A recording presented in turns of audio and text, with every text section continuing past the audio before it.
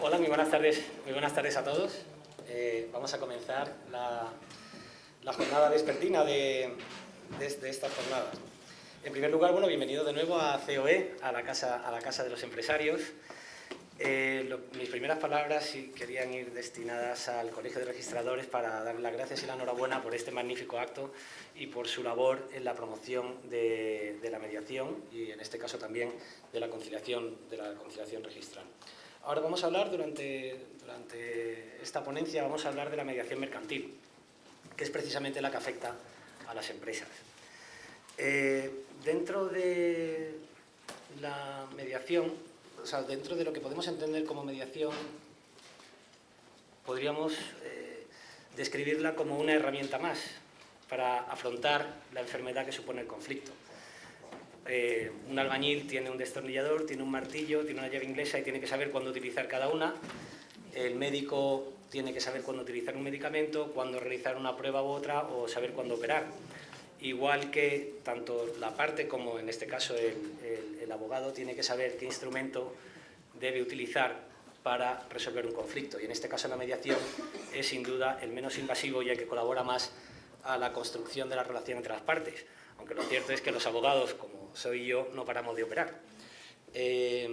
Para ello, para la promoción de la mediación y para lograr que en nuestra sociedad los conflictos se resuelvan a través de este instrumento, bueno, pues podemos tratar de convencer a las partes que hay unos fines programáticos, pues cultura de paz, la absoluta excesiva litigación, que merma recursos públicos que se podrían destinar a otras finalidades distintas, incluso describir las ventajas prácticas que tiene la mediación, pues desde el ahorro de tiempo, de dinero, la conservación de la relación entre las partes, la tensión interna del litigio que genera siempre entre la parte, o incluso un posible daño reputacional como consecuencia del resultado. Lo cierto es que nos encontramos con que en muchas ocasiones el demandante observa la mediación como una pérdida de tiempo que lo que va a hacer es retrasar la resolución de su demanda, y a un demandado que lo que observa es que, bueno, cuanto más tarde su litigio en resolverse, muchísimo mejor, porque además la condena será un resultado incierto y además será una condena en costas, la cual llegará cuando llegue y encima moderada por las normas colegiales. Por tanto, tampoco ve un riesgo en el litigio. Y esto lo ven como desde la perspectiva de las partes. Desde COE éramos conscientes de todos estos problemas y la necesidad de promocionar la mediación. Y, por tanto, hemos lanzado, ya desde hace tiempo, una serie de medidas pues para lograr promocionar la mediación y, sobre todo, en el ámbito mercantil. Dentro de estos incentivos, y están basados en incentivos, y de hecho, desde COE no nos inventamos nada, sino que acudimos a otras jurisdicciones donde la mediación sí ha sido exitosa. Y acudo, por ejemplo, a la regla de imposición de costas, que es una regla que rige en Inglaterra y Gales, y también en otra medida en Estados Unidos, que son dos jurisdicciones en las cuales la mediación se ha podido resultar más exitosa que en España. Y esto lo sufrí yo como abogado cuando tuve que litigar en Londres, y lo sufrí yo como abogado cuando tuve que litigar en Estados Unidos. Cuando yo, como abogado litigador español, acudía a mediaciones y al principio decía: estos señores, es totalmente taifa una mediación, pero ¿cómo van a resolver un conflicto tan complejo en una mediación? Y al final te dabas cuenta que se resolvía. Resulta que, bueno, lo que hacen, por ejemplo, voy a ir al caso inglés, en Inglaterra, utilizan las costas para obligar a las partes a actuar de una forma procesalmente diligente, para litigar de buena fe. ¿Cuál es la lógica de este sistema? Oiga, mire usted, si usted reclama 100 y la parte contraria le hace una oferta confidencial en la cual le dice que cerraría el caso por 50, usted es libre de rechazarlo. Pero como la sentencia sea de 50 o menos, tiene usted que pagar las costas. Claro, ya la parte que recibe la oferta ya se lo piensa. Dice: bueno, yo esto no lo puedo rechazar porque sí. La primera pregunta, yo como demandante lo sufrí, la primera pregunta que le surge al demandante es: oiga, ¿y yo puedo a su vez hacer una oferta y decir que en lugar de 100 me conformo por 70? Y yo: claro que sí, lo puede hacer usted. Entonces yo dije: mire usted, por lugar de 100 yo me conformaría con 70. La diferencia está entre 70 y 50 ahora, no estamos entre 0 y 100.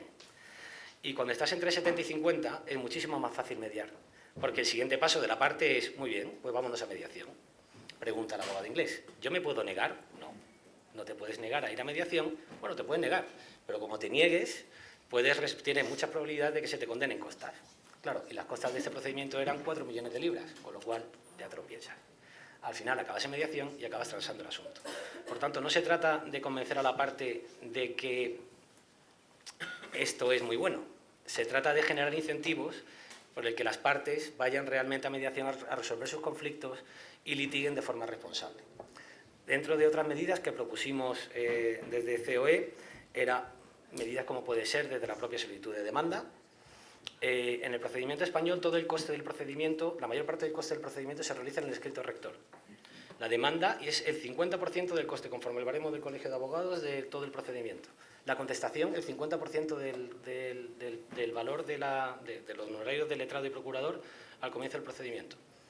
¿Qué lógica tiene para la parte el llegar a un acuerdo en ese momento cuando ya ha realizado todo ese desembolso? Bueno, tiene un incentivo, pero desde luego es muy inferior al que tiene, por ejemplo, en jurisdicción anglosajona, donde comienza con un simple escrito de solicitud de demanda, en el cual, igual que la solicitud de arbitraje, se solicita y se comunica a la otra parte, con la interrupción de cualquier plazo prescriptivo, el inicio de un procedimiento judicial, y a partir de aquí hay una serie de actuaciones procesales en las cuales sí se ofrece la oportunidad a las partes de conocer que realmente están ya metidos en el litigio y que tienen la posibilidad de solucionarlo a través de la mediación. Además, también sugerimos, como medidas para promocionar la mediación, campañas informativas. Ya no solo los abogados, que son quienes utilizan estas herramientas, sino también el público en general debería conocer que existe la mediación y cómo le puede ayudar a resolver sus conflictos. Como también formación de mediadores, como en el esfuerzo que está realizando el Colegio de Registradores, en este caso, como otras instituciones, la formación de mediadores, pero mediadores conforme un principio de excelencia. La parte que acude a una mediación por un mediador que no tiene suficiente formación y acaba decepcionada, no vuelve. Por tanto, es necesario que los mediadores sean excepcionales comunicadores y excepcionales gestores de conflictos. Y por tanto, y en este sentido, esta formación es esencial para que nuestras empresas puedan confiar en la mediación como una herramienta eficaz. Además de la inclusión, obviamente, en los planes universitarios, etcétera, algo que ya se está haciendo. Y se puede llegar incluso al cambio del lenguaje procesal. Quiero decir, cuando una parte recibe la auto de admisión a trámite y se le comunica que ha sido demandado, no se puede ser más agresivo. Lógicamente, el abogado está muy cansado ya de leer cuando le comunican el inicio del procedimiento, pero cuando una parte lo lee, se da cuenta que tiene un problema y su primer instinto es ir a matar a la contraria. Sin embargo, en otras jurisdicciones ese lenguaje judicial es mucho más amable y se explica, y además se explica en la propia resolución, que existen formas alternativas de solucionar su conflicto y que además pueden acudir a la mediación y existe una mínima explicación de la mediación. No estamos tan a favor de la mediación obligatoria, creemos que son los abogados quienes tienen el deber de informar y usar estas herramientas e informar a sus clientes de ello. Y es a partir de ahí el abogado, como una de esas herramientas, igual que explica a su cliente lo que es un arbitraje, igual que explica a su cliente lo que es una negociación, igual que explica a su cliente lo que es un litigio y todas las consecuencias del litigio, le puede explicar lo que es una mediación. Y por tanto es el abogado el que tiene el deber de realizar esa función de comunicación con su cliente y no cargarle con el coste de tener que ir a reuniones de mediación, sino que es una responsabilidad del profesional del conflicto, en este caso del gestor inicial del conflicto, en su relación con la parte, la que tiene que ofrecer esa herramienta. Y para hablar hoy de estas herramientas, precisamente en el ámbito mercantil, que es el que más nos ocupa y preocupa, tenemos hoy a excepcionales ponentes que la verdad es que si comenzara a leer el currículum de cada uno de ellos, tendríamos que dar paso una vez que termino a la siguiente ponencia. Por lo tanto, voy a ser extremadamente breve y les ruego que me perdonen. En primer lugar, Luis Fernández del Pozo nos hablará sobre conciliación en el registro. Esta es la conciliación registral, es una magnífica herramienta para que las partes puedan resolver sus conflictos en determinadas materias a través de la ayuda de un experto en derecho y con una autoridad muy relevante. Para ello, como he comentado, nos acompaña Luis Fernández del Pozo, doctor en Derecho, licenciado en Ciencias Económicas, registrador, fue vicepresidente y vicepresidente de la Asociación Europea de Registradores Mercantiles, ha representado a España en diversos grupos de trabajo, es una autoridad en materia de insolvencia y derecho contable, además es catedrático en la Universidad de Cataluña. Luis, se me están olvidando un montón de cosas, pero... Y además es autor de numerosas obras jurídicas. Para hablar de mediación societaria, que es una materia que si dentro de las distintas materias que existen, las dos que vamos a comentar son materias que son muy dadas a ser resueltas a través de la mediación, y una de ellas es la mediación societaria, que resuelve todos los problemas y conflictos que surgen en el mundo de la empresa y que pueden llegar incluso a la paralización de la sociedad y, por tanto, de la actividad empresarial. Contamos con Antonio Sánchez Pedreño, que es socio en despachos, ha sido socio en despachos de primer nivel de gran prestigio en ámbito de fusiones y adquisiciones. Además es mediador por CDR y árbitro internacional, y ha sido presidente de la Corte de Arbitraje y del Centro de Mediación Empresarial de la Cámara de Comercio de Madrid entre el 2014 y 2019. Y también para hablar de mediación en la empresa familiar. La empresa familiar normalmente se dice que no sobrevive más allá de la tercera generación, hay un altísimo porcentaje que decae, y la supervivencia de la empresa familiar se puede garantizar en muchas ocasiones a través de la mediación, que tiene que afrontar tanto conflictos personales como conflictos empresariales, lo cual exige un extremo cuidado y atención, porque en la empresa familiar en muchas ocasiones no solo estamos hablando de dinero. Contamos con María Jesús Fernández, es licenciada en Derecho de la Universidad Complutense y MBA por la Escuela de Organización Industrial, máster de Mediación por la Universidad de Alicante y del Colegio de Abogados de Alicante, presidenta del Instituto Internacional de Promediación, mediadora familiar y empresarial, profesora de mediación en numerosas universidades y además es directora de formación de diversas instituciones, entre ellas el Colegio de Registradores. Así que muchísimas gracias por acompañarnos esta tarde y ya sin más cedo la palabra a Luis. Gracias por la presentación y por la ocasión que se brinda a estudiar esto de la conciliación. En el ámbito que nos ocupa, no debemos perder mucho tiempo entre la distinción de conciliación y mediación. Miren, la distinción esta de que la función es diversa según que el conciliador tiene una participación más activa y el mediador menos, me parece totalmente infundada. Tanto una como otra entran en la definición de mediación. La única peculiaridad, y se ha dicho bien esta mañana, es que, y aunque parezca tautológico, será conciliador el que quiera a las partes que sea ese el procedimiento para ventilar el arreglo extrajudicial, y mediación pues, el que le nombren. ¿Y qué lleva esto aparejado? Pues el estatuto profesional del sujeto, el estatuto profesional de la función. Los principios informadores de la mediación valen también para la conciliación. Lo que diferencia pues, es el procedimiento, que es distinto y que se inserta en la función registral, lo cual lleva aparejado pues, una instrumentación procesal distinta, una función distinta por el registrador y la función que desempeña, y la forma en que se acredita o documenta el asunto. Pero la distinción entre una y otra no es en cuanto a la función, los principios informadores, y lo que yo defiendo es que la regulación en cuanto a la eficacia de la mediación vale también en lo que veremos también para la conciliación. Es una cosa de optar, una economía de alternativa. Yo me voy a centrar en un caso típico que es una sociedad. No pretendo invadir el tema de los demás ponentes. Pero a mí me parece, y esto es lo que creo que merece la pena que salga de esta reunión, es la utilidad de la mediación. ¿Por qué es útil la mediación en el ámbito societario? Vamos a centrarnos en el ámbito societario, que es el típico en el cual despliega su función el registrador mercantil.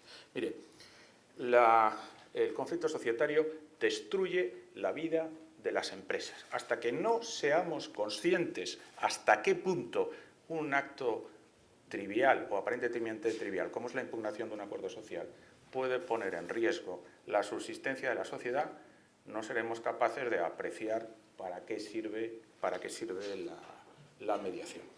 No solo son los costes directos e indirectos derivados del acceso a lo que ahora le gusta a los políticos, la judicialización de la vida societaria, sino no solo son los costes directos e indirectos, sino también incluso la situación en que queda la sociedad en una situación transitoria mientras pende una demanda que solo resuelve el Supremo al cabo de 10 años en cuanto a la indeterminación de la condición de socios, de aumentos y reducciones de capital intermedio, de la condición de los administradores, es decir, como consecuencia de una impugnación de un acuerdo social, de aumento de capital, coloca a la sociedad, y no somos conscientes, se adopten o no situaciones de medidas cautelares intermedias, como una anotación preventiva de demanda, una anotación preventiva de suspensión, en una situación calamitosa.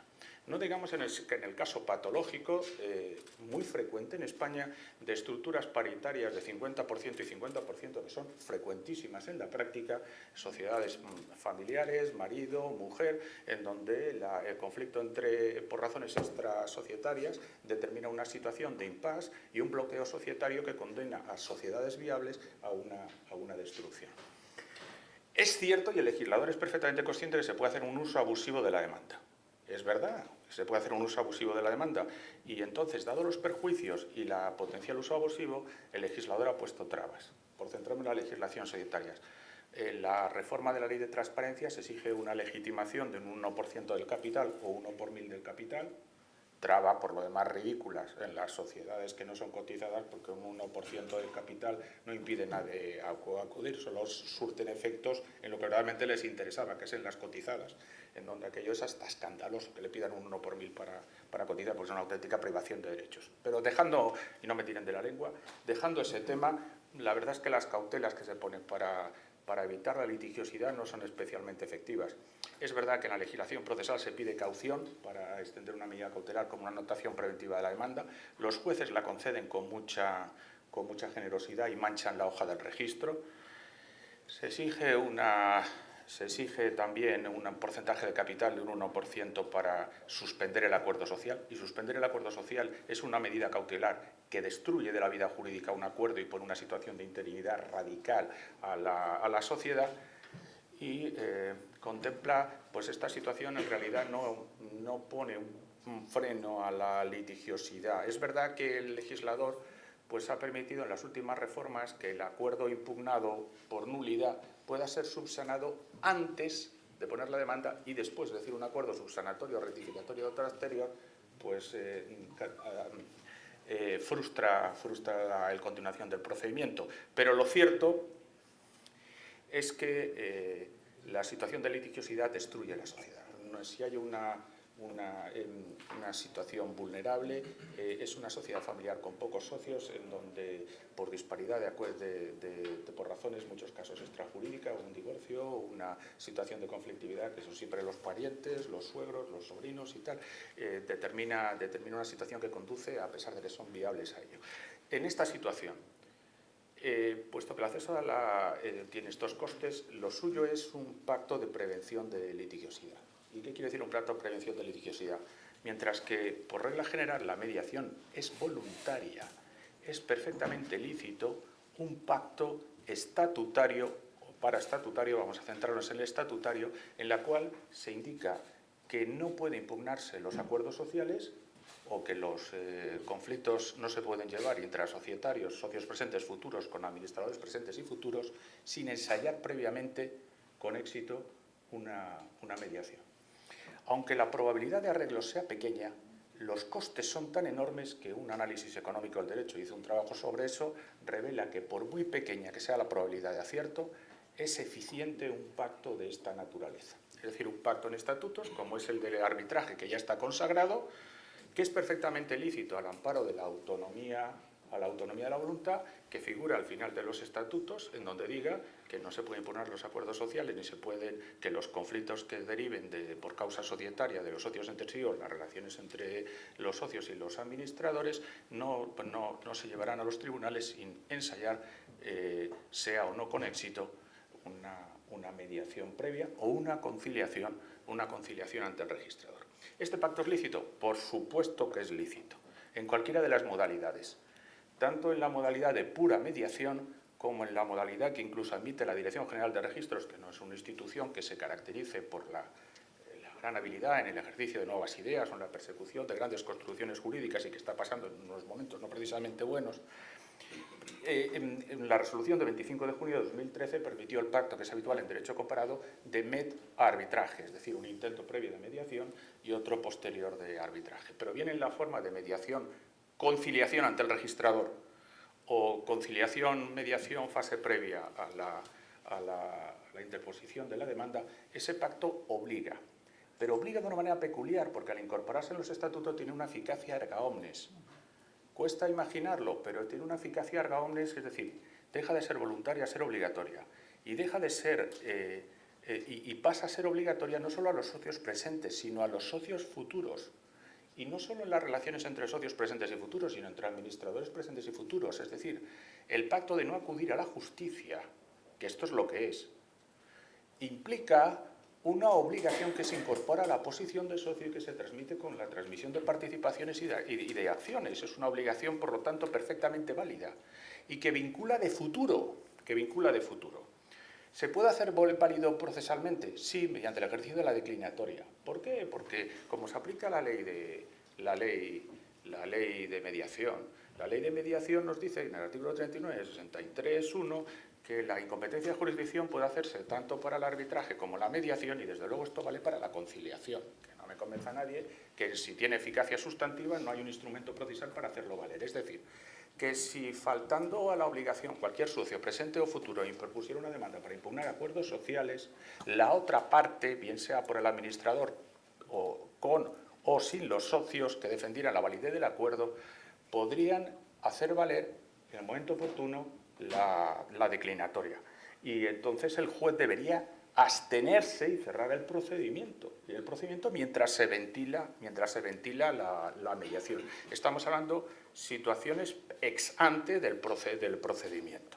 ¿Interrumpe? Sí, interrumpe el plazo de prescripción, en este caso de caducidad. Bien, es verdad que el plazo de caducidad es de 1 año y es un plazo suficientemente generoso como regla general para impugnar los acuerdos sociales, pero entiendo que de la misma manera que se aplica por analogía la norma de la declinatoria para el caso, es decir, la posibilidad de hacer valer la excepción del pacto de conciliación para los casos que no son de conciliación sino de mediación, también en cuanto al cómputo del plazo, es decir, se paralizan los plazos de caducidad de la acción por la simple regla del artículo 4 de la ley de mediación.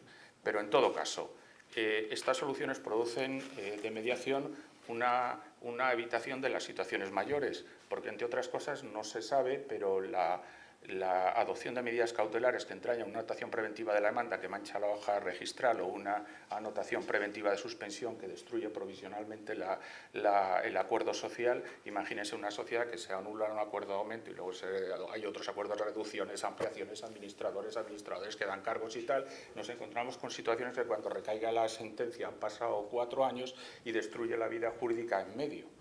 Es verdad que hay que proteger a los terceros adquirentes, pero la situación destruye. En ciertas áreas de la sociedad, de litigiosidad, impugnación de acuerdos sociales, sobre todo modificaciones estructurales. El que tenga curiosidad lo que está pasando por Mediaset ahora en España, y no me hagan hablar del asunto, en donde el juez invitó a las partes a llegar a una mediación en la Telecinco España y Telecinco Italia, que puede destruir una fusión de esta naturaleza.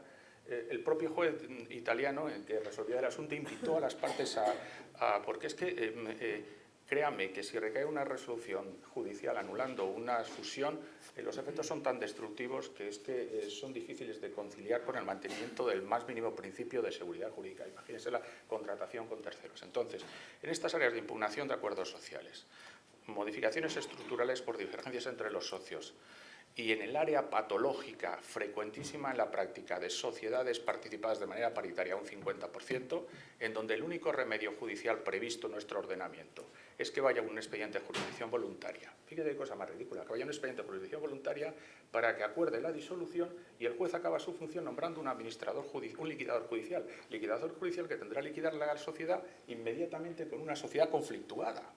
O sea que la situación de parálisis societarias en situaciones del 50% no se pueden llevar judicialmente, porque hay que partir el patrimonio, hay que resolverlo de una manera. Ese es el ejemplo típico de situaciones en que tiene que llevarse mediante una conciliación. El caso que hemos visto esta mañana de las dos fincas o de la situación de comunidad de propietarios, de una propiedad horizontal, es esto. Si tenemos una sociedad en donde hay dos hermanos al 50% que no se entienden, no se van a poner de acuerdo aunque vayan al juez para que disuelvan judicialmente la sociedad, porque es que luego nombrará un liquidador, que será muy independiente que sea, pero luego la base es que tendrán que aprobar el acuerdo de liquidación por una Junta General que no se pondrá de acuerdo. Este es el típico de las situaciones en las que tiene que acudir a un mediador, porque además la jurisprudencia del Tribunal Supremo entiende que el arbitraje no lleva funciones de estas que exceden la de resolver de controversia, y esto no es prácticamente una controversia, es repartir el patrimonio social de alguna manera. Cabe utilizar la mediación no solo mediante un pacto estatutario previo, sino una vez iniciado el pleito. Sin lugar a duda, es que incluso, aunque hubiera interpuesto la demanda, el artículo 204 de la Ley de Sociedades, la Ley de Sociedad de Capital, nos dice que, aun interpuesta la demanda, si se subsana o se rectifica el acuerdo impugnado, decae por privación del contenido del objeto de la pretensión la acción. Es decir, yo pongo la demanda. Si llego a una mediación extrajudicial, una conciliación ante el registrado, porque lo pacto las partes, y las partes perfectamente definidas, el administrador de la sociedad y el socio que impugna, llegan a un acuerdo, y ese acuerdo se documenta, lo hago valer ante el pleito y el juez tiene que retirar la demanda, incluso las medidas cautelares. Con lo cual, no solo es que recomendable incluir una cláusula diciendo que no se puede interponer demandas, diciéndolo en burro, no se puede interponer demandas de impugnación de acuerdos sociales ni inaugurar conflictos societarios ante el juez sin intentar una mediación o conciliación o arbitraje quizá, sino que además, iniciado el pleito, tiene sentido. Tiene sentido, ¿por qué? Porque resolviendo fuera del proceso, extraprocesalmente, una conciliación ante el registrador, el acuerdo de avenencia se lleva al pleito y el juez tiene que retirar la demanda y las medidas cautelares, con lo cual es bastante mejor que la situación de esperar una resolución incierta en una justicia cara, con abogados y procuradores y con un plazo de duración de 10 años. Pensemos el caso absurdo de las valoraciones de las participaciones sociales o de las acciones del Corte Inglés, que tardaron 10 años en el ejercicio de una cláusula limitativa, un ejercicio de un derecho de separación, en la valoración. El caso de la valoración de participaciones no se puede llevar al juez. No podemos tener 10 años pendientes de la valoración de las acciones y de la amortización del capital de un proceso que no debería llevarse a sede judicial. Es otra típico de las situaciones en las cuales estamos haciendo el tontaina. Estamos haciendo el tonto porque el juez se permite rectificar las valoraciones que hacen los expertos independientes, por mucho que le nombre el registrador, y mientras tanto, en el ejercicio de un derecho de separación, la sociedad ni siquiera sabe quién es socio, con lo cual en las juntas intermedias en 10 años no sabe quién vota o quién vota a cautela ni tal. Es decir, si hay una demanda de impugnación de acuerdos sociales porque el precio no me conviene o me parece mínimo, es que es la situación típica para llevar a conciliación o para llevar a mediación. Luego hay otras ventajas de la conciliación, que es fabrica un título inscribible. El documento que acaba, que pone pleito, si llega a una avenencia y hay que modificar los estatutos, ese título es directamente inscribible. No solo que es que no haya que tributar por Hacienda y no pasar por otros fedatarios públicos para hacer no sé qué cabe elevaciones públicas, sino que es directamente inscribible. Con lo cual, no solo eso, sino que el registrador incluso en la conciliación, y ahora parece que estoy haciendo de agente comercial de la conciliación registral, puede ser instado durante el procedimiento, acumuladamente o dentro del procedimiento, a convocar junta, por ejemplo, que es una de las competencias que nos han dado en jurisdicción voluntaria. Acabo. Las sociedades, sobre todo las sociedades familiares, no toleran, es decir, no sobreviven con una judicialización. No sobreviven. Mientras esté indeterminado la condición de socio, el precio de las acciones o participaciones, la nulidad de un acuerdo social de aumento de capital, reducción de capital, la validez del nombramiento de los administradores y tal, la sociedad es zombie.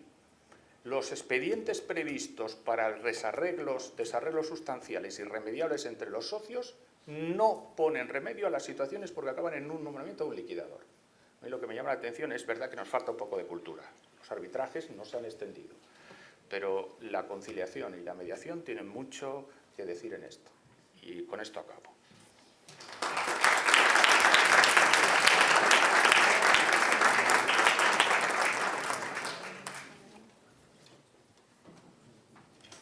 Muchísimas gracias. Bueno, Antonio, adelante. Pues, muchas gracias. Luis, muchas gracias, como siempre. Una tormenta de ideas y de posiciones muy interesantes. Con algunas comparto, algunas tengo una matización.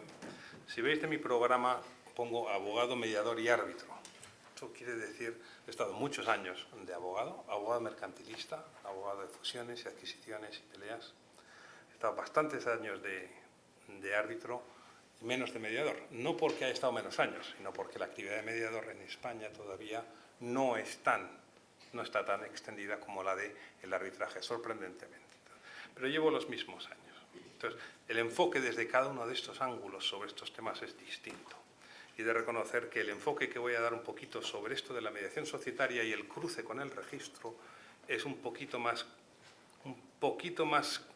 cauto que el que ha realizado Luis. Quiero recoger, en todo caso, y ahora cogiendo la faceta de árbitro, que es verdad que en el campo de los conflictos societarios la judicialización de estos conflictos y el tiempo que ello conlleva es aterrador. La impugnación de juntas y de decisiones societarias que tardan años en resolverse es absurdo, no tiene sentido. Como medida, en todo caso, un poco paliativa, que no es la perfecta sin lugar a dudas, lo mejor es que no haya conflicto o que se resuelva muy rápido, es el arbitraje. Cada vez más sociedades están incluyendo en sus estatutos la sumisión a arbitraje y la experiencia, por lo menos que yo estoy teniendo, es que es bastante más rápido, no digo que sea necesariamente mejor en cuanto a la decisión, pero sí más rápido que la de los tribunales, y mucho más cercano y mucho más flexible. Con lo cual, es una manera de flexibilizar lo que sería el proceso de resolución coactivo por un tercero. No lo olvidemos, porque sí que es una alternativa, en mi opinión, bastante buena. Sobre todo, lo crítico es que se elija una buena institución arbitral, como por ejemplo la Corte de Arbitraje de Madrid, de la que fui presidente hasta hace poco, en la que tiene experiencia en esto y en elegir árbitros que precisamente van a poder acelerar el proceso porque conocen la materia, conocen perfectamente lo que se está discutiendo y por qué se está discutiendo. Lo que salta en el conflicto arbitral es el conflicto jurídico, no es necesariamente el conflicto subyacente, que es el que Luis muy acertadamente dice se puede resolver yendo al proceso de negociación, de mediación o de conciliación. Pero en el arbitraje no se puede. Hace 2 días precisamente estaba iniciando un arbitraje societario, se pusieron a discutir los árbitros, los abogados, y les dije, yo era el árbitro único, les dije, yo os animo a que sigáis discutiendo, no voy a interrumpir. Estábamos empezando con la primera orden procesal. Desafortunadamente no puedo en mi rol de árbitro avanzar más. Si fuese un árbitro alemán o austríaco, donde sí tienen muy metido la práctica conjunta de arbitraje y mediación en el tribunal arbitral, se podría. Aquí no se puede. Pero por lo menos sí que estaban en ello. Y ahora, sobre esto, entonces, recogiendo un poquito sobre el tema de lo de la mediación, sin lugar a dudas, y solo un pequeño comentario en cuanto a mediación y conciliación. Fuera de España, la discusión entre los conceptos de conciliación y mediación en general se reconduce básicamente, por lo menos es lo que la gente viene a concluir muchas veces, es que es lo mismo. Este es el proceso por el cual un tercero neutral viene a ayudar a las partes a resolver su conflicto. En los países donde utilizan el término de conciliación, en realidad parece que se están refiriendo a lo que era nuestra intervención del hombre bueno de toda la vida. Alguien que por su autoritas moral, académica, política o lo que sea, viene a decirles a las partes, en gran parte, cuál es la mejor solución. Y se involucra directamente, que esto es muy parecido a la conciliación como se utiliza aquí. Entonces, más bien al final en los países anglosajones, como sabéis los que habéis hecho mediación, en realidad las meten dentro del mismo tronco. Lo que pasa es que una mediación puede ser muy evaluativa, muy agresiva por parte del mediador, y se va yendo casi hacia una conciliación. Y como sabemos, cuando entras ahí en la práctica anglosajona pides permiso o avisas a las partes si quieren, Y en ese formato nunca lanzas opciones o soluciones tuyas, ni apoyas una solución necesariamente sin preguntarles, sin decirles vamos para allá. Pero es una cuestión de decisión de las partes. De hecho, los propios abogados, lo estaba comentando aquí con una de las presentes, cuando van a una mediación a veces saben qué tipo de mediación quieren y eligen un mediador expreso que esté más inclinado hacia una u otra. Como estaba comentando, ¿quiénes son mediadores evaluativos, casi conciliadores, serían conciliadores en Inglaterra? Pues los jueces jubilados. Toda su vida actuando de jueces en su intervención como mediación tienden a ser evaluadores. Y de hecho eso es lo que las partes piden. Si no quieres una mediación evaluativa, no eliges un juez jubilado normalmente, sino que das a otro tipo de mediador.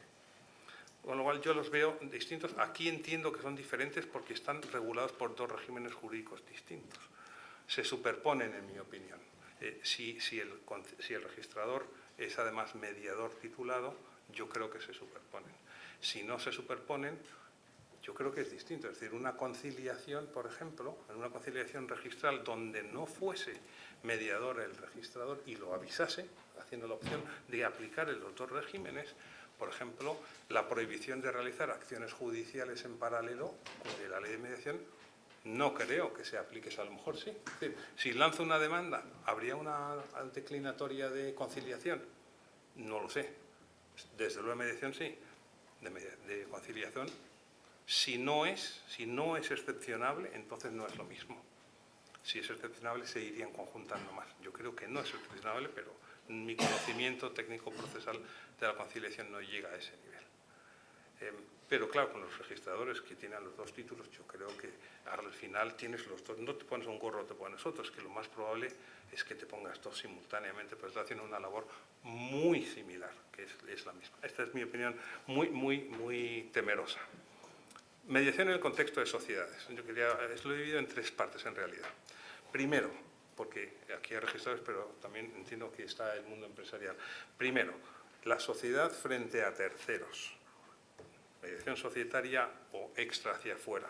Lo único es repetir el mantra a todas las sociedades y a todos los empresarios que la idea de la mediación es una idea excelente. Que la mejor manera que tienen las sociedades y los empresarios en España, yo creo, de sugerírselo a la otra parte sin perder puntos en la negociación es tener internamente su propia política establecida. Hay compañías que tienen un papel, dicen, decálogo de protocolo de conflictos, y uno de ellos dice se considerará intensamente la posibilidad de una mediación en todos nuestros conflictos para ver si es apropiado.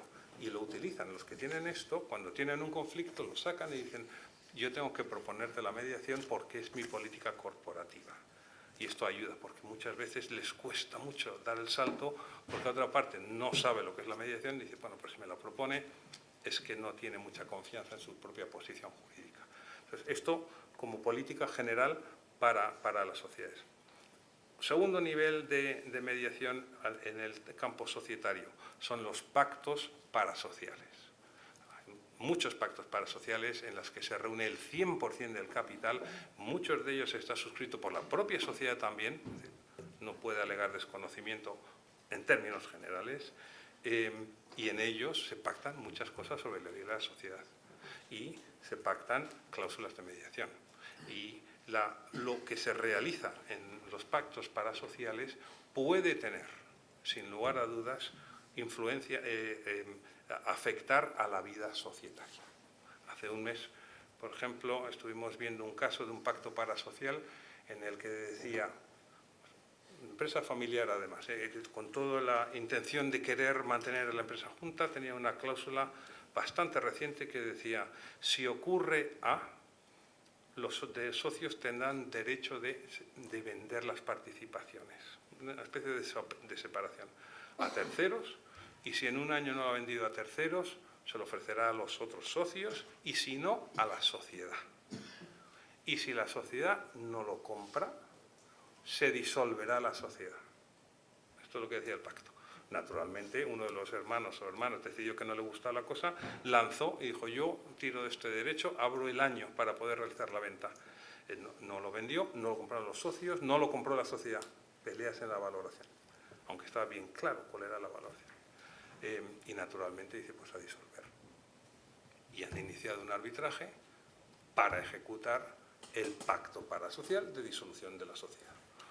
Lo van a instrumentar probablemente a través de una petición de condena de ejercicio del voto en Junta Universal para proceder a la disolución, que están viendo varias alternativas, algunas más dudosas, algunas más aceptadas. Con lo cual, la mediación en el contexto de pactos parasociales afecta a la vida de la sociedad sin lugar a dudas. El tercero es el que me ha generado más dificultad y era justo el que les estaba proponiendo como con mucho acierto tal vez. Es, vamos más adelante, vamos a meter en estatutos la cláusula de mediación. Sabemos que es posible, ya ha habido resoluciones de la Dirección General de Registros del Notariado permitiendo la inserción de cláusulas estatutarias. Yo creo que tengo una por aquí, no sé si la tengo. No, esta ya la había visto. Esta cláusula en particular. Decía, salvo en los casos excluidos por la ley, que la evolución notarial ha cambiado esta frase por excepto cuando la ley no lo permita, que es francamente un poco más intimidante, toda controversia de naturaleza societaria entre los socios o la administración y tal, se someterá para resolución en primer lugar a mediación, que era exactamente la propuesta que estaba realizando Luis. Y si en caso de falta de acuerdo, entonces ya lo que efectivamente se decida, si va a ser arbitraje o no va a ser arbitraje. Esta cláusula la he visto repetida y a mí me genera, como abogado, me genera bastantes reparos. Porque, y ahora salto a la parte de abogado. Cuando llegas a una situación de enfrentamiento entre los socios, entonces el problema es subyacente y se está discutiendo ampliamente normalmente. Estamos hablando de por lo menos sociedades que hayan tenido asesoramiento razonablemente experto y no han llegado a un acuerdo. Eso quiere decir que están bastante enfrentados. En ese momento es cuando los letrados generan estrategias en la negociación de carácter hostil, que es muchas veces o impugnando todos los acuerdos o tomando acuerdos que son tremebundos para la parte a la que quieres echar, porque el efecto hostil puede ocurrir por cualquiera de las partes, no necesariamente del que está impugnando los acuerdos. No sabemos cuál es lo que hay debajo. Y meter esta cláusula aquí a mí me genera unas enormes posibilidades como abogado para entorpecer todo el proceso dependiendo de qué es lo que yo quiera, si es parar la sociedad, o si es echar a alguien, es decir, te genera muchas dificultades. ¿Cuáles son mis dificultades? A lo mejor lo podemos ver. Es decir, en esta cláusula en particular, una controversia o conflicto de naturaleza societaria se someterá a mediación. Pues no sé qué es un conflicto de naturaleza societaria.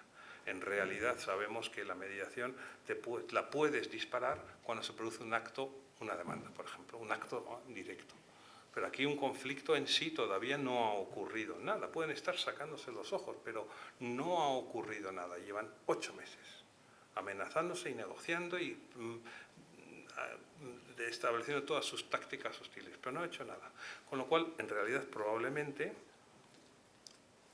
hace falta un acto, que es el que revela el conflicto. Puede ser consistentes, una impugnación de un acuerdo social, podría ser un conflicto o simplemente es un desacuerdo, o no lo sabemos. Una acción de responsabilidad social, una acción la solicitud de un acuerdo para separar los administradores. En el momento en que salta esto, puedes tener un conflicto. Pero no sabes si es un conflicto o es que realmente esos administradores son gente que debería ser puesta en la calle inmediatamente, si no ante el juzgado de guardia. Y el problema de meter un freno antes puede ocasionar muchos, yo lo veo como muy problemático a los efectos tácticos del momento, y que puede ser abusado por unos y por otros. Me ha parecido entender, y lo entiendo si fuese así, que la justificación es, oye, es que si metemos la mediación resolveremos muchos de los problemas. Puede que sí y puede que no. Es decir, la mediación obligatoria tiene bastantes menos resultados que la mediación voluntaria. Es Los números y las cifras que tenemos de Italia, e incluso de América, también te dicen que es un poco diferente. Si esto está metido, es muy probable que entre simplemente dentro de todas las estrategias de los abogados en el conflicto. Creo que deberían ir a mediación. Lo que no estoy muy seguro es si el sitio es meterlo en los estatutos y no tenerlo o en los abogados o fuera. Esto es mi duda. Yo creo que encuentro también, y de hecho si se va a hacer y se siguiese esta política, que tampoco me parecería mal, creo que habría que hacer bastante clarificación un poquito en la norma. A lo mejor lo fácil es lo que decía Luis, es decir, ningún acto se puede realizar si no ha habido una mediación. No puedes pedir el cese de los administradores sociales, no puedes impugnar ningún acuerdo ni del Consejo ni de la Junta. Esto sería más claro, aunque tendría su peligro. ¿Contra quién se dirige la solicitud de mediación en este caso? Porque en algunos casos, si yo estoy viendo la separación de los administradores, probablemente el conflicto esté entre administradores y yo. Puede que no, es que puede que el conflicto esté entre los socios que han designado a los administradores. Pero bueno, si se genera un entorno, a lo mejor se identifica. Pero formalmente, ¿cómo involucras y a quién? Y luego tengo simplemente un par de cuestiones.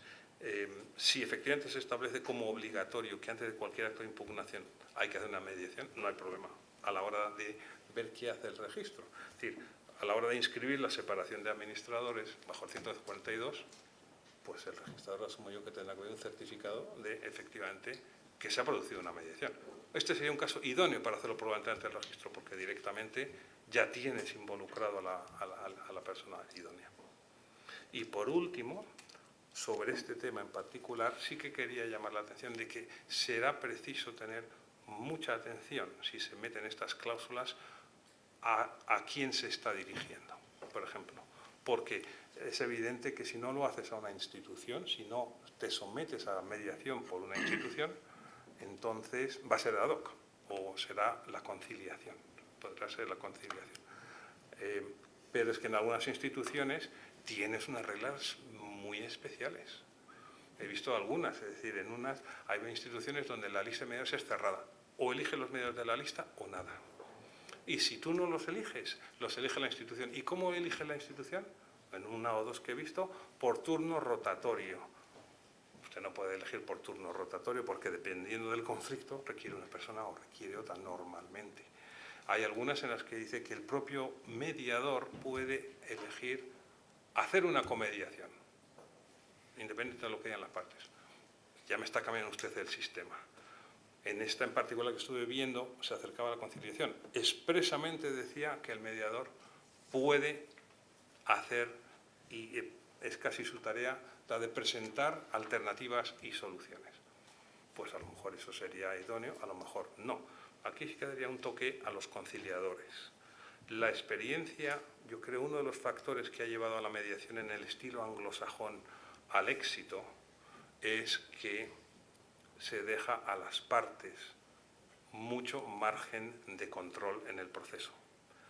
Si en el momento en que una de las partes percibe que el mediador o conciliador tiene una posición clara de qué es lo que debería ser y no le gusta, entonces dice, a mí esto no me interesa. O sea que hay que ir con cuidado, incluso siendo conciliadores, hay que mantener esa baza guardada hasta que de verdad se entiende qué otras alternativas hay que podrían ser peores para el propio que lo está pensando, pero mejores para ellos. O sea que ahí hay que jugar un poco con esa disciplina, hay que tirar un poquito más a mediación, en mi opinión, que lanzarse como un conciliador prematuramente. Y luego en algunas de estas instituciones mete unas obligaciones de seguimiento a los acuerdos de mediación que francamente no lo entiendo. Yo como mediador concursal, que tienen la obligación de asegurarse del cumplimiento del acuerdo extrajudicial de pagos durante no sé cuántos años, ya me parece absurdo. A los 6 años te llamen a ver si está cumpliendo o no. Pero en un acuerdo de mediación en el que has llegado a una solución, una vez que está firmado y escrito por las partes, el mediador podrá venir y ayudar si acaso. Pero la verdad es que, en mi opinión, cuanto menos intervención tenga, mejor, pero no una obligación de seguimiento y veamos si hay que mejorarlo y cambiarlo.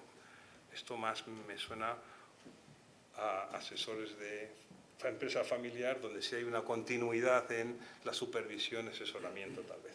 Pero en el general mercantil yo lo resuelvo y ya está. Total, en conclusión, desde luego, antes que nada, gracias por aquí. Segundo, la mediación, soy un convencido de la mediación. Cuando yo fui a hacer mi curso de mediación hace ya 10 años fuera, iba muy escéptico, y sin embargo me convencieron. Creo que en el campo societario la mediación, en su vertiente de conciliación o de mediación, es muy importante, y solo manifestar un poco ante este foro de registradores mi inquietud sobre la inclusión en estas cláusulas estatutarias que pueden ser susceptibles de mal uso en los contextos de contiendas societarias y consigan el efecto contrario al que están buscando, yo creo. Muchas gracias.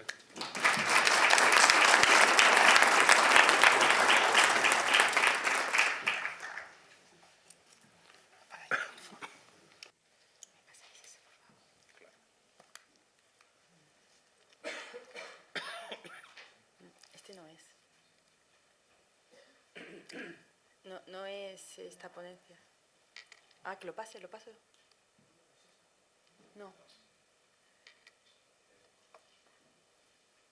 Mientras se la cambian. Sí. Bueno, yo mientras me la puedo empezar a leer esto si queréis.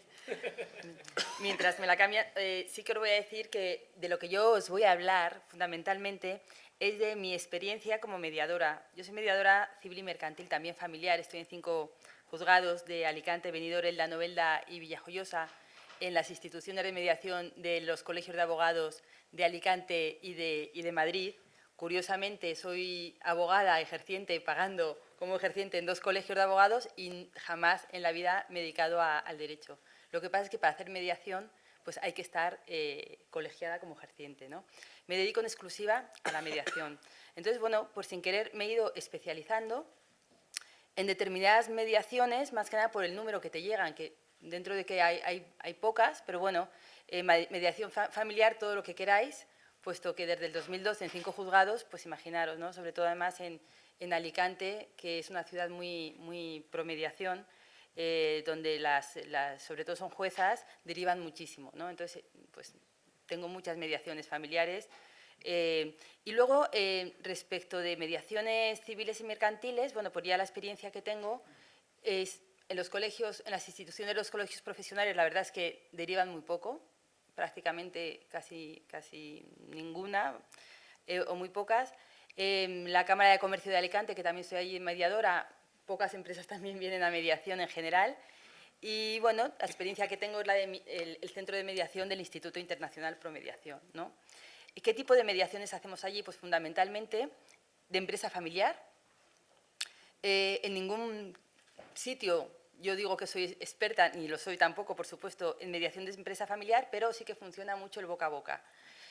Son empresas pequeñas, el máximo de empleados que he tenido en las mediaciones que he hecho es de 50 empleados, pero que no está mal, 50 trabajadores. Son empresas pequeñas que están muy desorientadas, la mayoría de ellas pertenecen a la primera generación. Entonces, yo cuando os oigo hablar a todos vosotros veo que más estoy pensando en empresas ya de segunda o tercera generación, ¿no? Las que normalmente nos vienen a nosotros, a nuestra institución, son mediaciones bueno, pues están en la primera generación, el fundador viene a tener entre 70, 75, 80 años. Entonces, los conflictos que antes estaban latentes, porque conflictos siempre hay, en todas las organizaciones, en todas las empresas hay conflictos, y eso no es malo, además eso es natural y es humano. El problema está en cómo se gestionan o no se gestionan los conflictos, ¿no? Entonces, pues, en esos casos es de primera generación, donde el fundador ya es muy mayor y los conflictos que antes estaban latentes, fundamentalmente por el respeto hacia ese fundador, ahora ya empiezan a aflorar, ¿no? Empiezan a ser conflictos manifiestos. Esto se produce, pues bien, o por la muerte del fundador, o porque el fundador se jubila, o porque se retira, que nunca se acaba de retirar. Es el paseíto que, no, yo me he retirado, pero voy a ver a los chicos a ver qué hacen por ahí.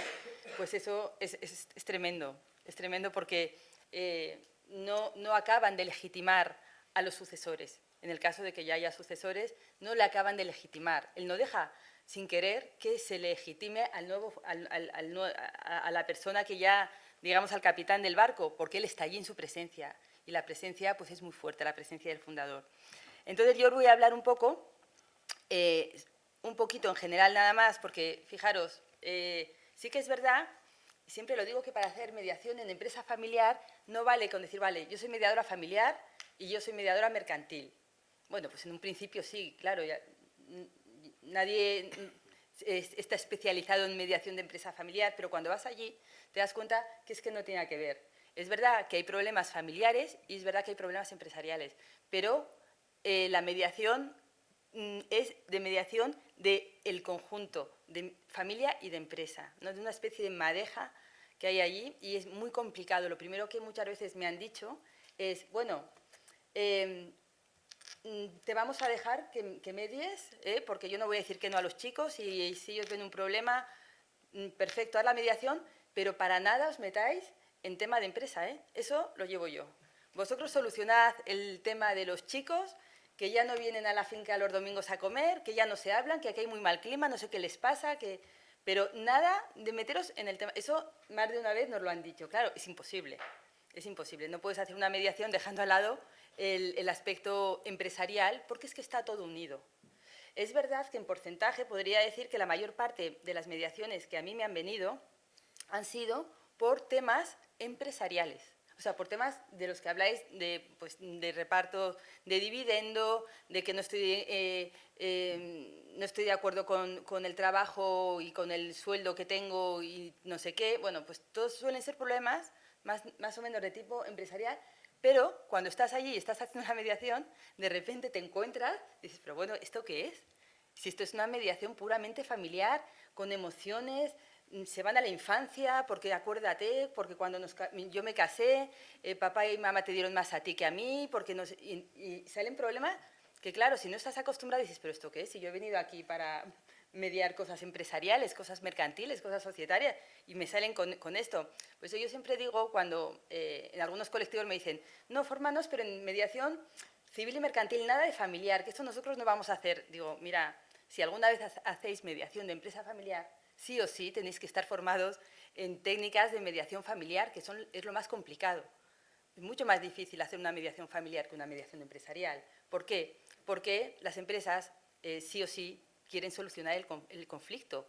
Cada día que pasa, cada segundo que pasa, les cuesta dinero. En una familia pueden muchísimo más las emociones y son capaces de arrastrarse ellos al abismo, arrastrar a los hijos, arrastrar todo por ese factor emocional, ¿no? Entonces, es mucho más complicado. Bien, pues entonces, dejar claro esto, que la mediación de empresa familiar es mediación de empresa familiar y que conviene estar formado en esta modalidad, ¿no? Aquí he traído, bueno, pues un poquito lo que no me gusta meterme en teoría, yo siempre me gusta hablar de la práctica, que es lo que yo hago. Los conceptos, no hay una definición concreta y admitida. Estamos celebrando el Día Europeo de la Mediación, en Europa tampoco, de lo que es la empresa familiar. Hay varias definiciones, pero sí que es verdad que es muy importante en una empresa familiar, y eso nos afecta como mediadores, por ejemplo, los valores empresariales. También la continuidad en el tiempo. Las generaciones, el objetivo es que las generaciones se sucedan en el tiempo. Por supuesto, el carácter económico y, por supuesto, el vínculo familiar. Bueno, todo esto nos va a afectar a nosotros como mediadores cuando entramos en la empresa familiar. Fijaros que, bueno, esto es para que veáis la importancia, ¿no? Un 85% de las empresas europeas son empresas familiares. Y generan un 60% de los puestos de trabajo. Algunas son pymes y otras no son pymes. Y respecto a los Estados miembros, cada uno tiene sus propias políticas de fiscalidad y de derecho de sucesiones. Bueno, esto es teoría, si queréis os pasarán, me imagino.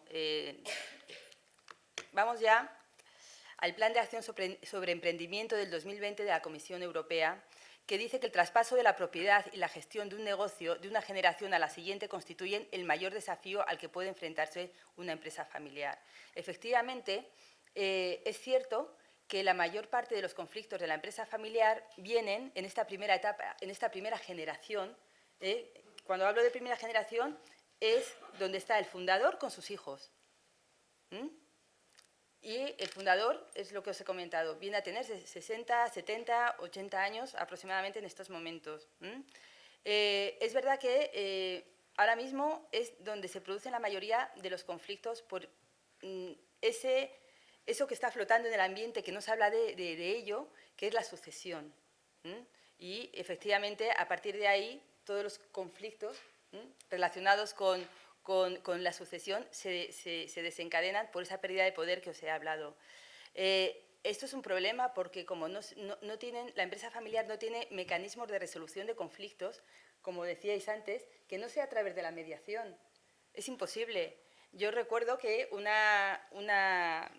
un caso, ¿no?, de mediación que tuve de los primeros, una chica, ella era psicóloga, y vino diciéndome que estaba desesperada, que quería dejar la empresa, ella estaba en la empresa con su hermano, el hermano llevaba la parte comercial de la empresa y ella se dedicaba pues, a todo, esto también es muy normal, a toda la parte administrativa, pues de recursos, lo que sería una gran empresa, recursos humanos, fiscalidad, bueno, llevaba en general toda esa parte administrativa, facturación, pero se sentía que no estaba valorada, igual que el hermano, ganaba muchísimo menos, echaba más horas y no se sentía legitimada y quería dejar la empresa y no sabía cómo hacerlo, pero no podía más.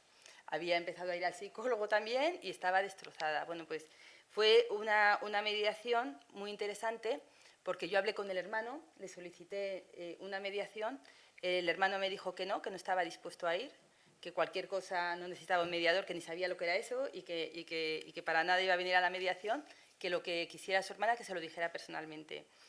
Entonces hablé con el padre y el padre me dijo, bueno, que por él que sí, que viendo a su hija en ese estado, que él sí que hacía la mediación. Y yo les dije, vamos a ver, falta una de las partes de la mediación. Yo sinceramente creo que no se puede hacer una mediación si una de las partes fundamentales no está. Bueno, la chica me pidió llorando que por favor que la hiciéramos y que ella necesitaba hablar y que necesitaba ser escuchada. Entonces hicimos la mediación. Vino el padre con la hija y fijaros una cosa, que increíble cuál es el poder de la mediación, ¿no? Simplemente a través de la escucha activa, ¿no?, que se produce una de las técnicas en mediación, la escucha activa, de cómo esa hija expresó a su padre cómo se sentía, lo injusto que era para ella la situación, lo poco valorada que estaba en la empresa. Bueno, pues el padre, que en un principio defendía a su hermano, decía, pero es que en esta empresa lo importante son los clientes, y no se da cuenta que lo importante son los clientes. Bueno, pues a partir de esa mediación, de esa escucha activa, con una limitadísima participación de los mediadores, porque es verdad que, bueno, los mediadores fundamentalmente ayudamos a que ellos analicen las opciones y que vean las alternativas. No damos la solución, incluso en una mediación mercantil puramente, pero sí que esa ayuda ya es bastante. Muchas veces en empresas familiares, y ahora sigo con el caso, nos han dicho a mi comediadora y a mí, ¿y por qué nos quedáis? ¿Y por qué no os venís a las juntas? Porque es que simplemente ya con vuestra presencia la comunicación entre los hermanos cambia. Es decir, que es todo muy psicológico, ¿no? Y el verse ellos ante una comunicación diferente que no conocían y no se escuchaban, ya cambia todo. Bueno, pues el caso es que esta mediación llegó a buen fin. El padre la reconoció a la hija, que efectivamente que la pedía perdón, que no se había dado cuenta de lo que realmente estaba pasando, de lo que ella valía, de lo que ella estaba sintiendo y de que a partir de ahí las cosas que iban a cambiar. Es verdad que con el seguimiento ese del que hablabas tú, hablo a menudo con ellos, y esto ya han pasado años, y están pues fenomenal. Esa empresa, bueno, pues por aquello de la sistémica que decimos, ¿no?, que basta que una de las partes cambie para que todo cambie. Pues esto es lo que ocurrió. No vino el hermano, pero la mediación pues llevó a buen término. Esto es uno de los casos que se pueden producir en mediación. Una cosa importante en la mediación es el aspecto de la mujer, ¿no?, la perspectiva de género. Yo estoy haciendo una tesis doctoral que precisamente es la mediación en la empresa familiar desde una perspectiva de género, porque veo que es muy importante, ¿no? La mujer en la empresa familiar bueno, pues hay, digamos, una diferencia muy grande. Hay mucho machismo en la empresa familiar, porque es que es así. Y nosotros, bueno, cuando entramos a hacer esa mediación tenemos que saberlo y tenemos que entrar con mucho respeto. No podemos entrar a educar a esas personas en absolutamente nada. Es lo que hay y cuando entras allí, pues estás en sus dominios y con lo que hay, pues tienes que adaptarte, ¿no? Y respetar, aunque muchas veces muchas cosas te chocan. Pero sí que es verdad que tengo que decir aquí que la mediación es una manera de dar voz a la mujer. A través de la mediación hacemos que a las mujeres se les oiga, porque muchas de ellas ni se atreven a veces a hablar, muchas veces ni se atreven a mirar a su padre a los ojos y a decir las cosas, te las dicen luego a ti en las sesiones privadas o caucus, pero no se atreven a levantar la voz, bueno, a levantarla en el sentido literal. Y bueno, pues es una manera de que la mujer se empodere y que pueda expresar lo que piensa, y muchas veces a través de la mediación pues incluso se han llevado a cabo propuestas de estas mujeres que de otra manera nunca las hubieran dicho. Es verdad que ganan bastante menos, un 16% menos que los hombres. Hay una escasa presencia de mujeres en los puestos de liderazgo y de alto nivel. Diferentes prácticas laborales y sistemas laborales. Bueno, esto dificulta su independencia, su participación en el mercado de trabajo y la conciliación en la vida profesional y laboral. Entonces, bueno, pues desde aquí, pues que quede constancia, ¿no?, de la importancia que podemos hacer los mediadores para la igualdad de la mujer en la empresa familiar. El 65% de las empresas ahora mismo en España pertenecen a la primera, estos son datos del Instituto de Empresa Familiar, pertenecen a la primera generación, el 25% están en segunda generación, el 9% en tercera generación. Digamos que las mediaciones de la segunda y tercera generación son mediaciones absolutamente mercantiles y societarias como de las que habláis, ¿no? Yo, digamos que las que más nos llegan al Instituto de Promediación están en la primera generación, donde, como os he dicho, hay problemas mercantiles, pero debajo de ellos, como un iceberg, ¿no?, son problemas muy emocionales, muy familiares. Más datos, el 30% de las empresas familiares llega a la segunda generación, el 15% a la tercera. En España la expectativa de vida de la empresa familiar es de 24 años, es decir, una generación. Que todo esto, si vemos todos los beneficios que tiene la empresa familiar para la economía, en la sociedad, bueno, pues realmente es una pena. Y fundamentalmente esto es debido a los conflictos no solucionados, a conflictos que no se pueden judicializar. Esta chica, cuando hice la empresa familiar, la primera mediación de empresa familiar que hice, cuando se solucionó, me decía, es que María Jesús, yo sabía que tenía que haber algo. Yo decía, pero ¿cómo no puede haber algo para los problemas de las empresas familiares? Algo tiene que haber, algo tiene que haber. No podemos estar sin saber cómo resolverlo o simplemente cerrando las empresas. Pues esto que existe es la mediación. Bueno, mediación, conciliación. Siempre, bueno, yo lo que me he encontrado fundamentalmente es la forma de constitución de la empresa familiar es la sociedad limitada. Fijaros, esto es curioso porque lo tenemos que tener en cuenta a la hora de hacer una mediación de empresa familiar, ¿no? ¿Es familia o empresa? ¿Qué es lo que caracteriza a una familia? Pues el afecto, las relaciones personales, la duración ilimitada, ideas de apoyo, de seguridad, de igualdad, la evitación del conflicto, la resistencia al cambio. La familia es socialista, tiene un alto componente emocional y es cooperativa. Frente a esto tenemos a la empresa, que son dos polos opuestos. En la empresa impera el interés económico, los resultados, las relaciones contractuales son de duración limitada, imperan ideas de competitividad, de riesgo, de equidad, enfrentamiento y solución de conflictos, son tendentes al cambio, es capitalista, es racional y es competitiva. Bueno, pues estos dos polos, digamos, que es lo que conforma la empresa familiar. Pero esto no es así, no es familia y es empresa. Con lo que nos encontramos es con familia y empresa. ¿Qué ocurre? Que efectivamente muchas veces el crecimiento frente a la liquidez, la libertad individual frente a la lealtad al grupo, la tradición frente al cambio, el corto plazo frente al largo plazo, pues da lugar a dilemas, a contradicciones, a paradojas, y efectivamente esto puede llegar a crear conflictos. Bueno, esta es la estructura de la empresa familiar, que yo puedo decir que de las empresas familiares que he hecho mediación, es verdad que todas tienen una estructura de empresa familiar, pero la mayoría no lo lleva a cabo, es decir, no hacen reuniones. La empresa familiar en determinados sitios pequeños, tal vez aquí en Madrid no es así, pero en ciudades como Valencia, como Alicante, como en Murcia, realmente les cuesta muchísimo. Tienen la estructura y la conocen, pero digo, pero hacéis reuniones, os tenéis que reunir, les ponemos deberes. Cuando vamos a la semana siguiente, pero ¿os habéis reunido? Ay, no. Es decir, van como de aquella manera, ¿no? Eso también le impide muchas veces ayudarles a salir de esas situaciones. Muchas veces los conflictos, aparte de que sean familiares, aparte de que sean, es también por la falta de profesionalización que tienen. Y bueno, también a través de la mediación les podemos ayudar en esto.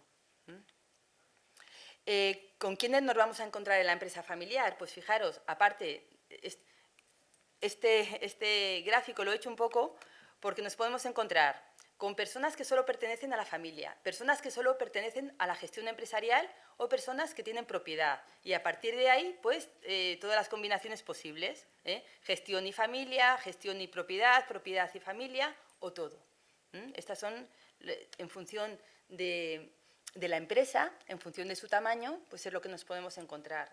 Nosotros cuando vamos a hacer una mediación de empresa familiar, rara vez han venido a nuestro despacho. Nosotros nos trasladamos allí, y allí vamos haciendo las sesiones de mediación y en un mismo día, por ejemplo, utilizamos toda la mañana, pues hablamos de todos estos actores, vamos hablando con unos, con otros, de uno en uno, con reuniones conjuntas, reuniones por separado.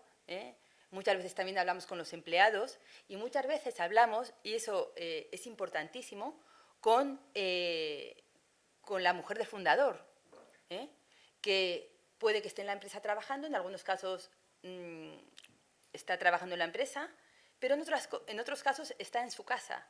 Bueno, pues nosotros, yo me he trasladado a la casa y he hablado con esa persona. Y os aseguro que es fundamental porque, bueno, son mediadoras naturales las madres. Ellas son las que han educado a esos hijos que ahora van a llevar la empresa, los conocen muchísimo, conocen todas sus capacidades, conocen también las injusticias, conocen que por ese machismo imperante, por esa ideología, muchas veces no va a estar en la posición más alta quien más le correspondería, pues por formación o por capacidad, sino que van a estar a lo mejor por los varones. Es decir, y nos pueden ayudar muchísimo a realizar este tipo de mediaciones de empresa familiar. Conflictos y retos, bueno, pues aquí también he puesto un poco todos los que en función digamos, del ámbito, ¿no? Nos podemos encontrar conflictos puramente laborales, conflictos entre propietarios, conflictos entre familiares.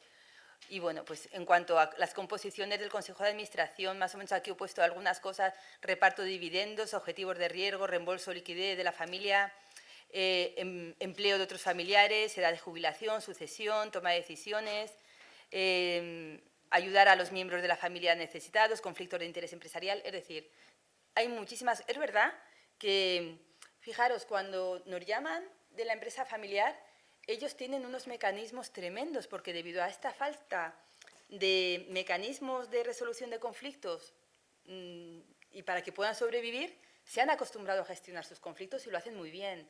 Es decir, cuando ya nos han llamado, creo yo, o siento por lo menos, que ya es una situación de desesperación, de ver que ya la empresa se va al garete. Y entonces ya dicen, mira, no sé qué hacer. Bueno, os podría contar un montón de casos, ¿no? De esa persona que dice, mira, es que no aguanto a mi hermana o a mi hermano, o se va él o me voy yo. Y además yo ya tengo mi sociedad, que en cuanto haga así, la saco adelante, les dejo a ellos y yo me llevo a todos los clientes porque soy quien los tengo. Es decir, que ya son situaciones muy límites. Ellos suelen resolver sus conflictos y lo hacen muy bien. Llega un momento en que ya no... Y en ese momento es donde estamos los mediadores. O sea, en ese momento donde es muy posible que ese porcentaje sea tan pequeño el que pasa a la siguiente generación, ahí es donde nosotros podemos hacer mucho. Podemos hacer que ese porcentaje aumente, que sean más las empresas que vayan pasando de una generación a la otra. Estos son los problemas que he resumido un poquito de mi experiencia. Rivalidad entre los hermanos, por remuneración, por horarios, por roles, problemas respecto de la sucesión, introducción en la empresa de nuevas generaciones o de parejas, juegos de poder entre los gerentes, alianza, formación de grupos informales en torno a cada hermano, influencia en las decisiones por parte de la familia política que no trabaja en la empresa, deseo del padre de mantener unida a la familia, decisiones tomadas visceralmente o en base a criterios totalmente subjetivos. Esto es un poquito lo que nos solemos encontrar así en general. Fijaros que una anécdota, ¿no?, de una de las mediaciones que también tuve hace mucho, que nos la pidió el yerno del fundador, que era economista, había hecho un curso de mediación, había ido a hablar de la empresa familiar, y me dijo, mira, es que la empresa va a desaparecer. Como sigamos así, son 3 hermanos, mi mujer y otra hermana y otro hermano, y va a desaparecer la empresa, sí o sí. Y hay un problema de puestos de trabajo, de horarios, de todo. Está muy mal. Y bueno, dice, yo ya he hablado con mi suegro, le estoy convenciendo, y al final, bueno, el caso es que al final fui allí con una compañera a hacer la mediación y en principio, pues muy bien, estos fueron los que el fundador nos dijo que resolviéramos los problemas de la familia, pero que para nada nos metiéramos en la empresa. Bueno, pues después de hacer toda la mediación, que no me voy a meter ahora con ella, duró bastante tiempo, fue como un seguimiento, como un acompañamiento. Yo a veces digo, mira, ya esto no es mediación, llamadle de otra manera, porque mis compañeros mediadores me matan como siga llamando a esto mediación, que es interminable. Y resulta que el problema de base, esto era una empresa de Concentaina, bueno, pues es que todo el problema generado era por la participación de los hijos de uno de los hermanos en la FILA. La FILA, no sé si lo sabéis, de moros y cristianos, que salen con carrozas. Todo el problema, la base del problema, después de analizar los problemas empresariales, de hablar con uno, de hablar con otro, resulta que venía de ahí, eso era el problema. Y claro, a partir de ahí vas tirando y ya sale toda la madeja. Pero entonces te vienen por un problema empresarial y resulta que es un problema que nada tiene que ver, ¿no? Bueno, pues un poquito quería comentaros todo esto. La sucesión en la primera generación viene a ser por retirada del fundador, por la muerte, por la jubilación. Hay falta de previsión respecto de los mecanismos de delegación de la propiedad, falta de previsión respecto de los mecanismos de elección del sucesor, muchísima dependencia hacia el fundador y bajo grado de formalización del negocio. La planificación es muy importante y ahí creo que también los mediadores podemos hacer mucho, en el plan de participación de la familia, de desarrollo, de plan de empresa y bueno, el protocolo familiar. Casi todas las empresas o muchas de las empresas a las que yo he asistido como mediadora tienen protocolo, no saben ni dónde está. Cuando dices, bueno, vamos a sacar el protocolo, a ver qué dice el protocolo, ¿dónde está el protocolo? Mirad a ver el protocolo. Bueno, pues eso es lo que yo me encuentro, ¿no? Entonces, bueno, hacer un protocolo, pues sí, pero un protocolo que sirva para algo, hacerlo por hacer, pues es que no sirve de nada, ¿no?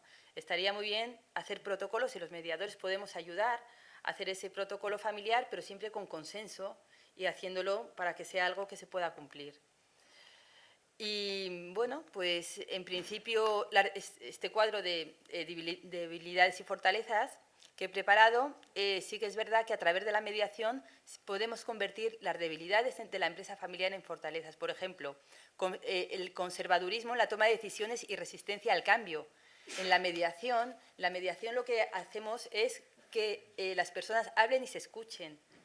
Entonces, a partir de ahí, si en una situación normal la persona fundadora no escucha a los hijos porque no está acostumbrado a escuchar, él hace, y él dictamina y todos los demás obedecen. No, es que en la mediación estáis sentado, y está con los mediadores y está con sus hijos y tiene que escucharles porque ese es el proceso. Y además quedamos y sabe que de tal hora a tal hora tiene que estar ahí sentado y tiene que escuchar sí o sí. La dificultad de incorporación de socios o consejeros externos también es algo muy complicado para los mediadores cuando entre las diferentes opciones alternativas les das esta, porque es que muchos empresarios no quieren meter a socios externos. No, nosotros nos apañamos, bueno, pues entonces hay alternativas que tú ves muy buenas, pero que sabes que es que no las van a aceptar, con lo cual pues tienes que ver otras, y bueno, pero por lo menos ahí les va quedando cosas, ¿no?, que pueden utilizar más adelante. Personas no cualificadas en puestos directivos es algo que yo me he encontrado, porque son las personas que son designadas por el fundador. Me acuerdo de una de las mediaciones que hice que el hijo, que el pobre pues no tenía tampoco el hombre muchas luces, ya no es que tuviera más o menos formación, pero es que se veía, y además él lo decía, dice, si es que yo no soy muy listo, mis hermanas son más listas que yo, bueno, pues las hermanas tenían unas preparaciones tremendas, muy avispadas, pero el padre quería que él fuera el sucesor, y a mí me decía, es que parece que está atontado, pero yo le voy a poner al día, a este le pongo yo al día que no veas. Es que está tan mimado, está tan mimado por su madre y por sus hermanas, que le tienen agilipollado, pero yo a este entra en vereda. Y yo decía, pero si tiene 50 años, ¿cómo va a entrar en vereda? Pero a ver cómo le haces tú ver que bueno, que o cambia el chip, o bueno, pues milagros no hacemos los mediadores, ¿sabes? Pues cosas así, ¿no? Y entonces muchas de esas personas llegan a puestos directivos. Esas personas, los otros hermanos, es muy difícil que les legitimen. Y de ahí surgen muchos conflictos.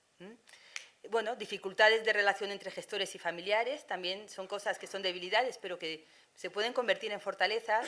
Dificultades de comunicación interna. Funciona muy mal la comunicación interna en la mayoría de estas empresas. Claro, imaginaros, os hablo de empresas que tienen problemas y conflictos. Habrá otras que no tengan estas debilidades y no solicitan los servicios de un mediador, ¿no? Y también otra debilidad es la sucesión, que haya una sucesión planificada, ¿no?, y que haya garantías de la competencia del sucesor. Y bueno, ya con esto no cojo más tiempo. Muchísimas gracias y a vuestra disposición. Si alguna vez hacéis mediaciones de empresa familiar y queréis que os diga pues mi experiencia, pues estoy a vuestra disposición.